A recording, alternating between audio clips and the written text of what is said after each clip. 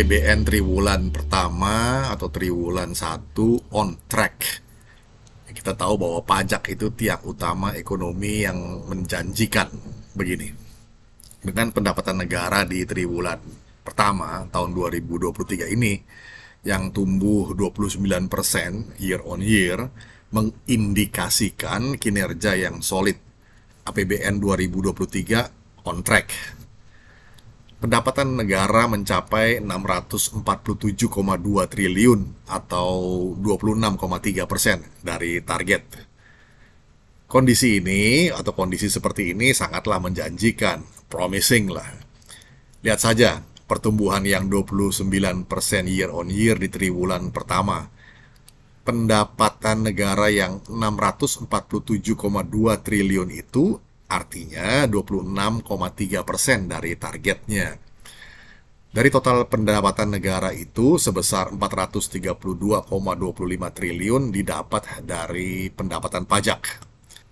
Pendapatan lain adalah kepabeanan dan cukai sebesar 72,24 triliun dan PNBP atau pendapatan negara bukan pajak sebesar 142,66 triliun.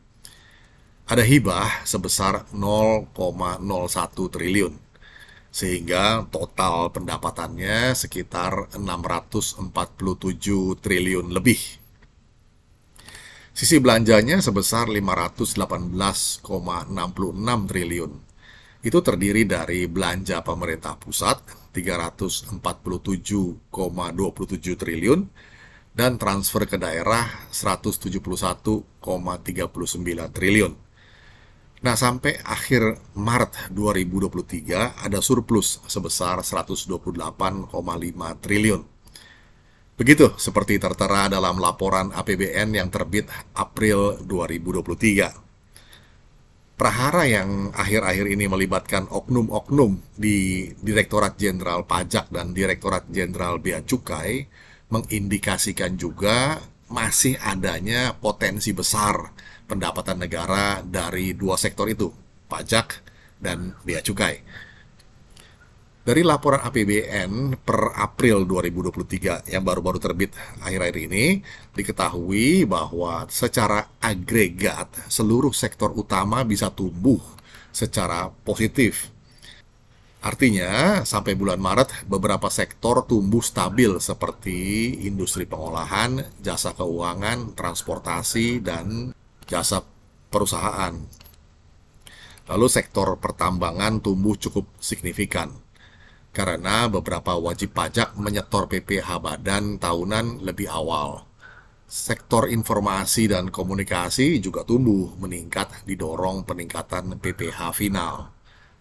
Sektor yang melambat adalah perdagangan, sektor jasa, serta sektor jasa konstruksi dan real estate. Karena perubahan model pemungutan PPN atas transaksi dengan pemerintah.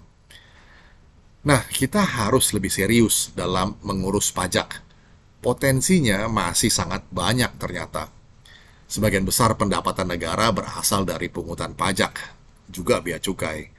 Jangan sampai ada kebocoran atau penyimpangan, karena hal itu sangat melukai perasaan. Kesetiaan masyarakat dalam membayar pajak adalah cerminan kepercayaan publik kepada pemerintah tentunya. Jangan sampai ini dikhianati. Begitu catatan saya, kiranya bisa menjadi perspektif. Kita jumpa lagi di session berikutnya.